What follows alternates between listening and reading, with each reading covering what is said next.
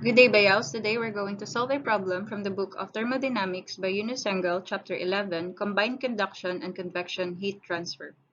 A 50 centimeter long, 800 watts electric resistance heating element with diameter 0.5 centimeter and surface temperature at 120 degrees Celsius is immersed in 60 kg of water initially at 20 degrees Celsius. Determine how long it will take for this heater to raise the water temperature to 80 degrees Celsius.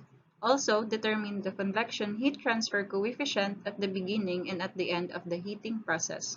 So first is we're going to determine the given, wherein our mass is equal to 60 kg, our temperature 1 is equal to 20 degrees Celsius, and our temperature 2 is equal to 80 degrees Celsius.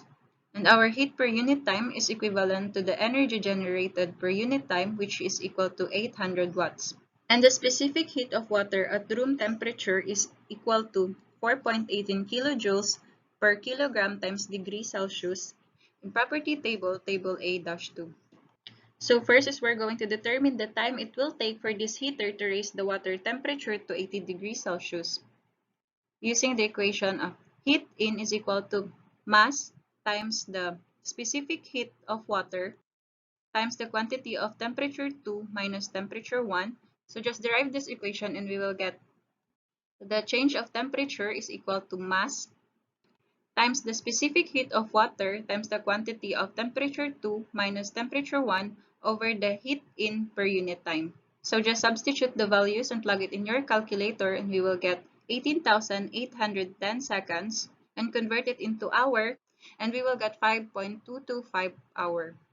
So next is we're going to determine the convection heat transfer coefficient at the beginning and at the end of the heating process, where the Newton's law of cooling for convection heat transfer is expressed like this.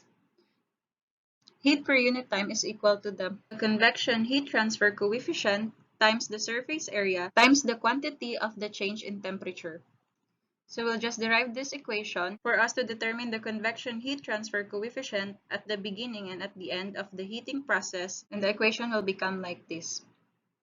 So since the surface area is not given, we're going to identify it first. Surface area is equal to pi times the distance times the length, wherein our distance is equal to 0.005 meter and our length is equal to 0.5 meter. So multiply it and plug it in your calculator and we will get 0.00785 meters squared. So now that our surface area has value, we can now find the convection heat transfer coefficient at the beginning and at the end of the heating process. So just substitute all the value and we will get 1020 watts per meter squared times degree Celsius and 2550 watts per meter squared times degree Celsius. So that is all for today's video. Thank you for watching.